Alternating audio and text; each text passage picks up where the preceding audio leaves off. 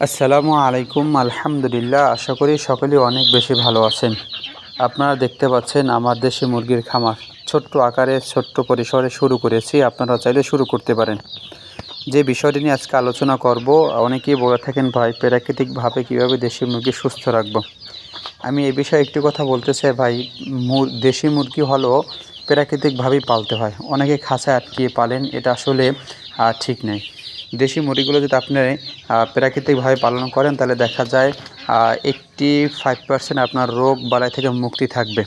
যদি আটকে আর কি বাঁধা অবস্থায় পালতে যান তাহলে এদের রোগ প্রতিরোধ ক্ষমতা কমে এবং বেশি রোগ হওয়ার সম্ভাবনা বেশি থাকে।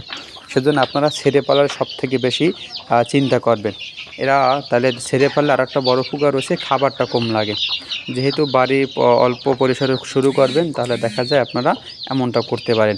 আরেকটি বিষয় হলো, আমি এই প্রচণ্ড শীতের ভিতরে আমার দেশি মুরগি দেখেন একদম সুস্থ সবল রয়েছে, আর বাকিগুলো বসা আছে, ডিম নিয়ে বসাইছি। তো এভাবে সুস্থ রাখার জন্য আপনারা মাঝে মাঝে জিঙ্ক সিরাপটি খাওয়াবেন এবং ভাতের মাড়ের সাথে আপনারা গমের ভুসি, ধানের ভুসি মিক্স করে আপনারা হলুদের গুঁড়া, আদা পেস্ট করে খাওয়াতে পারেন। এতে দেখা যায় আপনাদের দেশি মুরগিগুলো অনেক পর্যায়ে সুস্থ থাকবে এবং একদম সুস্থ সবল থাকবে। দেখেন আমার কিন্তু একটি মুরগি শীতে অসুস্থ হয়নি, মারাও যায়নি।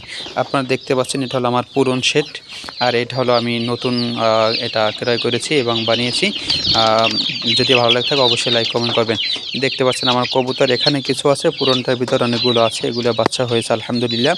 আর এই যে দেখতে পাচ্ছেন আমার কিউট দেশি মুরগির বাচ্চা প্রায় 30 পিসের মতো আছে। আপনাদের দোয়া আলহামদুলিল্লাহ দোয়া করবেন। আর এই পাশে দেখতে পাচ্ছেন আমি কোয়েল পাখিও দিয়ে শুরু করছি, এখানে অল্প কিছু আছে, বাকিটা আমার পুরন সেটের ভিতরে রেখে দিয়েছি।